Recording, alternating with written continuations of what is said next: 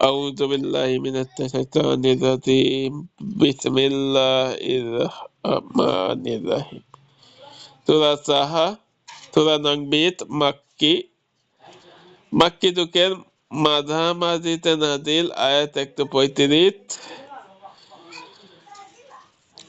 নাজিলের ধারাবাহিকতা 45তম এর আগে সূরা মারিয়াম এবং পরে সূরা ওয়াকিয়া আর বর্তমানে কোরআনের মাজিদের বিন্যাস অনুসারে 20 নং সূরা এর আগে সূরা মারিয়াম এবং পরে সূরা আম্বিয়া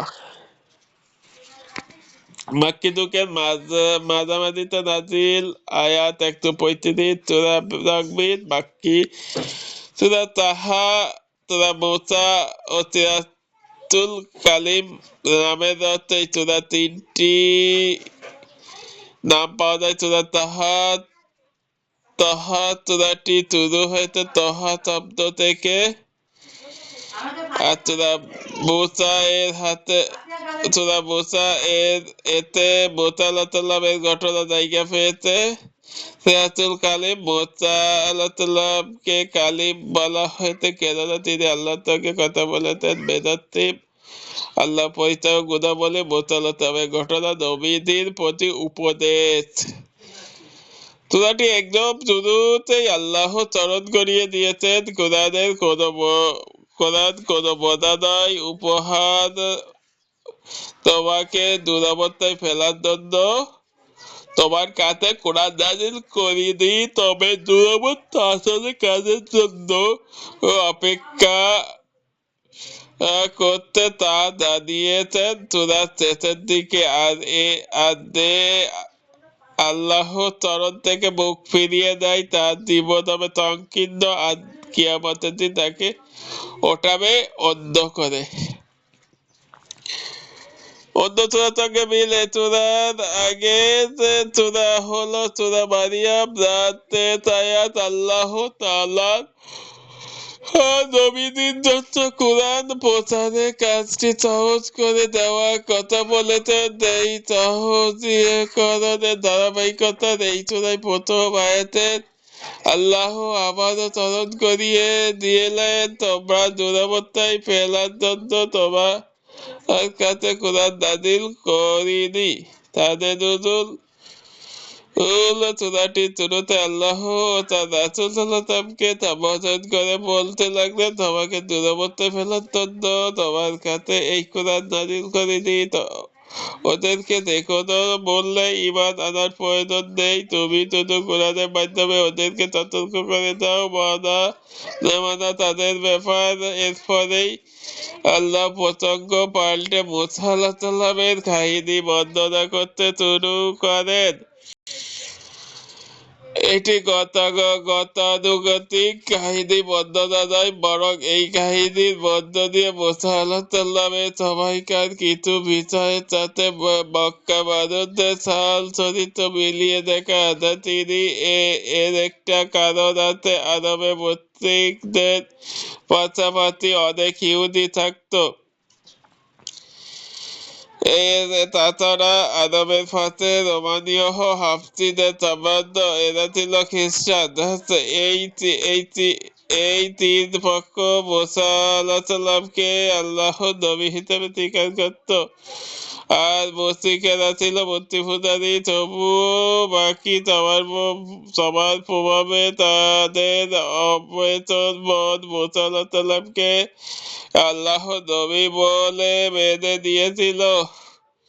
তো তোমার কাছে যিনি গ্রহণযোগ্য তাকে দিয়ে উদাহরণ দিলেই তো সবাই সহজে বুঝতে পারবে। তাই আল্লাহ তাআলা এই সূরা নাযিল করে মুসা আলাইহিস সালামের কাহিনী উপস্থাপনে করলেন আর এর মাধ্যমে মুশরিকদের কিছু ভ্রান্ত যুক্তির জবাব দিলেন।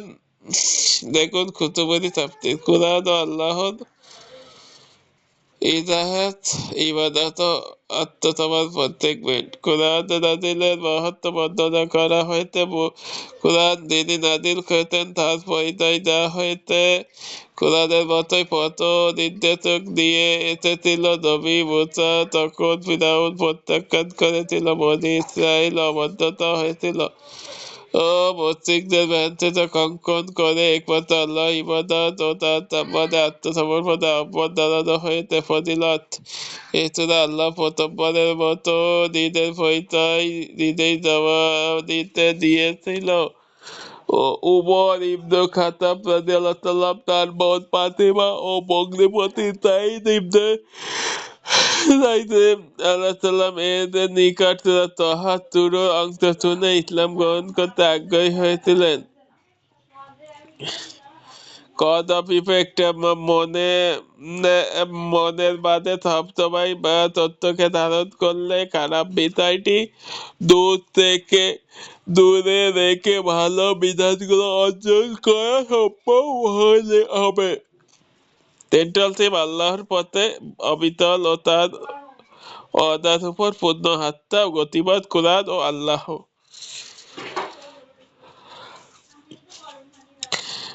কোরআন বদান হিসেবে নয় বরং হিদায়ত ও ক্ষমতার বার্তা দিয়ে মানুষের কাছে এসেছে। এটি আল্লাহ বিশাল এক নিয়ামত। তিনি সর্বোত্তম ক্ষমতার অধিকারী। মুসা আলাইহিস সালামের কাহিনী সুরার বড় একটি অংশ মুসা আলাইহিস সালামের নবী তিমুরের কাহিনী বর্ণিত হয়েছে। অহংকারী ফিরআউনের সামনে তার বলিষ্ঠ কণ্ঠ আজ যেন বাঁচাতে ভেসে বেড়ায়। অহংকারী ও অবাধ্যদের পরিণাম ফিরআউনের অহংকার দেখিয়েছিল, স্পষ্ট সত্য থেকে মুখ ফিরিয়ে দিয়েছিল। বনী ইসরাইলের মাসুল পূজার মাধ্যমে নবী হয়েছিল।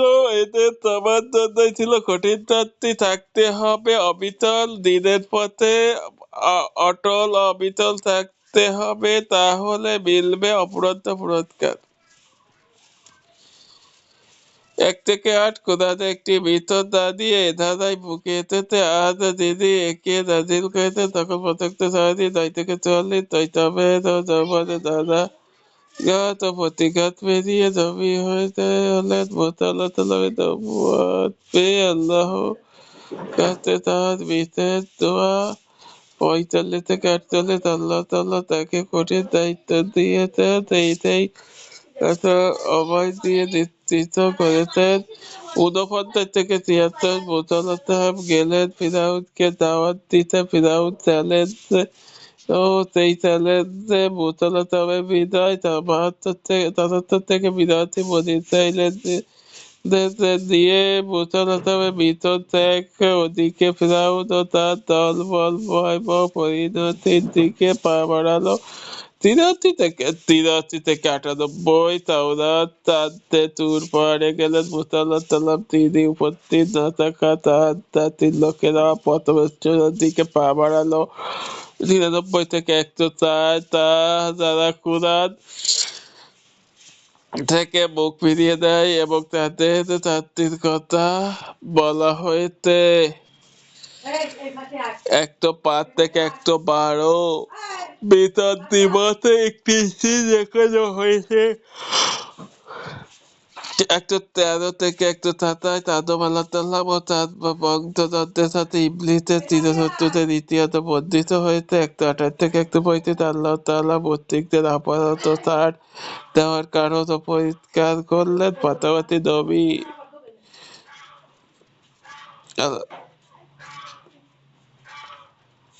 সাল্লাল্লাহু সাল্লামের জন্য কিছু উপদেশ।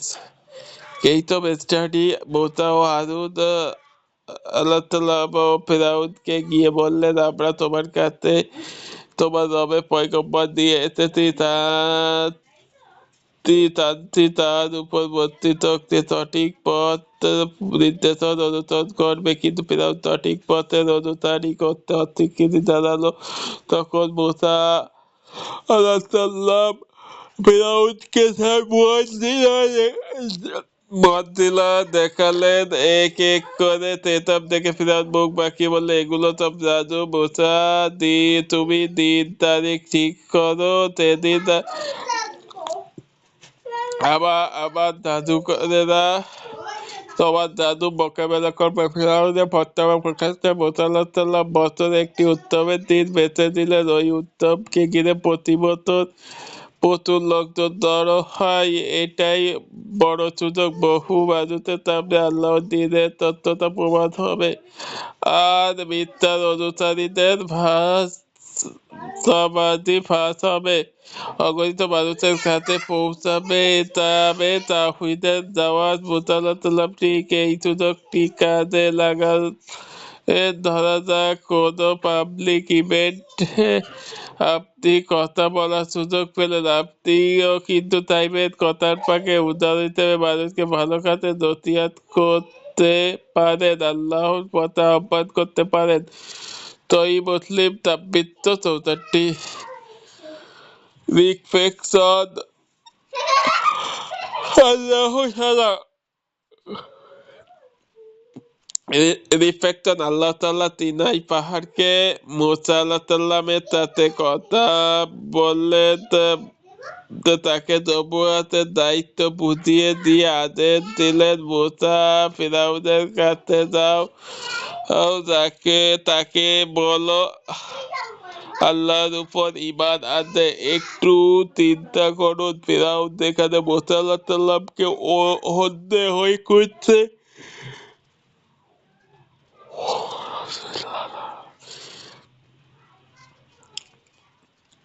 একটু চিন্তা করুন, ফিরআউন যেখানে মুসা আলাইহিসসালামকে হত্যা হয়ে খুঁজে পেলেই হত্যা করবে, যেখানে ফিরআউনের কাছেই পাঠানো হচ্ছে তাকে। মুসা আলাইহিসসালাম তলামাত্রই বেঁধে দিলেন আর দুহাত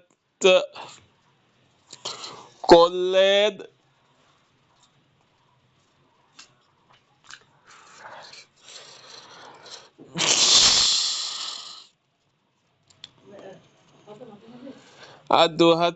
রব আমার কাছে, আর দোয়া করলেন,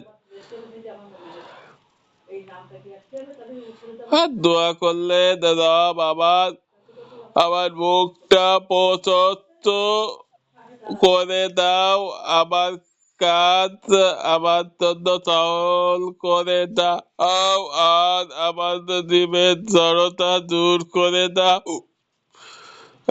যাতে তারা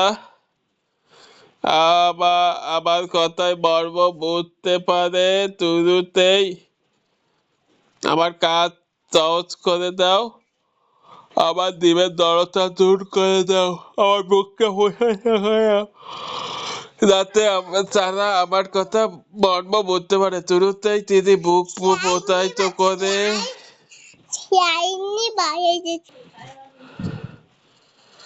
যাতে তারা আমার কথা মর্ম বুঝতে পারে। শুরুতেই তিনি বুক প্রসারিত করে দিতে বললেন। কেন? তিনি আসলে নিজেকে একটি রিমাইন্ডার দিলেন, যা হৃদয় যেন এই তথ্য সবসময় মনে রাখে, আল্লাহর ইচ্ছার বাইরে গিয়ে জগতে কেউই তার কোনো ক্ষতি করতে পারবে না, এই বিশ্বাসেই তাকে সাহস যোগাবে। দেখুন তিরমিজি। মুসা আলাইহিসসালাম যখন ছোট ছিলেন তখন নামরুদে একবার জ্বলন্ত কয়লায় টুকরোয় মুখ দিয়ে ফেললেন, প্রায় সঙ্গে সঙ্গে তার পুরো জিভ পুড়ে যায়। এ কারণেই স্পষ্টভাবে কথা বলতে পারতেন না। তিনি আল্লাহর কাছে জিহ্বার জড়তা পুরোপুরি ছাড়িয়ে দেওয়ার জন্য দোয়া করেননি, বরং অল্প সময়ের জন্য জড়তাটুকু দূর করে দিতে বললেন। অথচ তিনি দোয়া করলে আল্লাহ তাকে পুরোপুরি তুচ্ছ করে দিতেন। এখান থেকে বোঝা গেল নবীরা দিনের তাত্ত্বকেই বেশি প্রাধান্য দিতেন, অথচ আমরা আমাদের প্রায়োরিটি লিস্টগুলোতে কেবল যেন দুনিয়ার তাকতিক্য দিয়ে বোঝাই।